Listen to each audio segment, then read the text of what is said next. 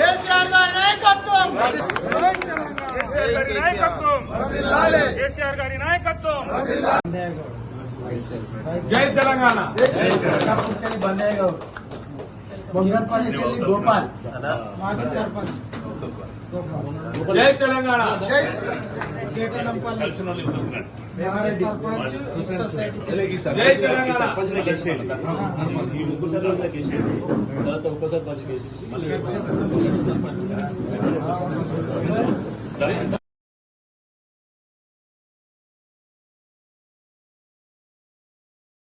వివిధ గ్రామాల నుండి సర్పంచులుగా, ఎంపీటీసీలుగా ప్రాతినిధ్యం వహించిన గౌరవనీయులు అందరూ కూడా ఈరోజు చేయడం జరిగింది. అదేవిధంగా మండల్ వైస్ ప్రెసిడెంట్గా చేసిన బందయ్య గారితో పాటు మిగతా సర్పంచ్లందరూ కూడా స్వాగతం చెప్తా ఉన్నాను.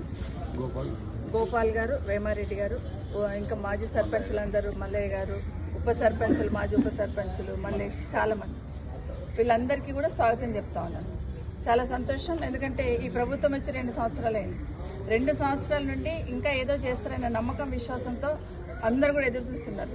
కానీ ఈరోజు రాష్ట్రంలో జరుగుతున్న పరిస్థితులు చూసిన తర్వాత అయ్యో కేసీఆర్ ఉన్నప్పుడు ఎట్లా ఉంటే ఇప్పుడు ఏమైపోతున్నాము, మళ్ళీ కేసీఆర్ని తెచ్చుకోవాలా, మళ్ళీ కేసీఆర్ వస్తే ఈ రాష్ట్రానికి శ్రీరామ రక్ష అనే లెవెల్లో గ్రామాలలో అందరూ కూడా కదులుతున్న సందర్భంలో మొన్న కూడా ఒక 2 సర్పంచులు వచ్చి చేరి ఉన్నారు.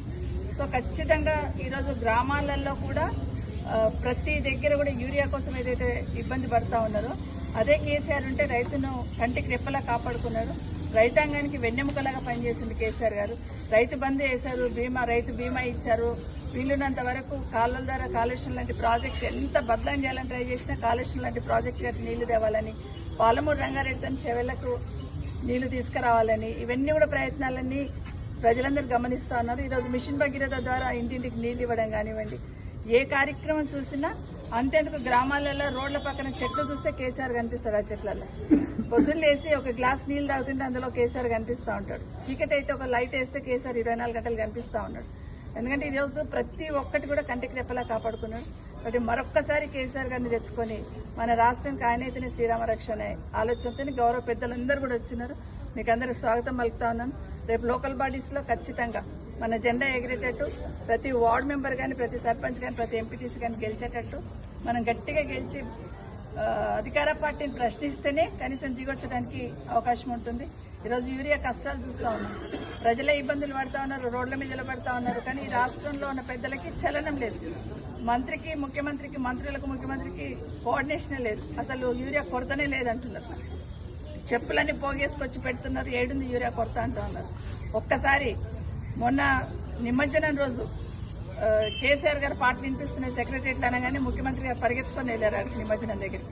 అట్లాగే ఈరోజు యూరియా ప్రతి దగ్గర లైన్లు ఉన్నది. ఒకసారి వెళ్ళండి, రైతులకు ఎంత కష్టం ఉందో చెప్తారు. పంట టైం అయిపోయినాక యూరియా ఇచ్చి కూడా వేస్ట్ అని ఏడుస్తున్నారు.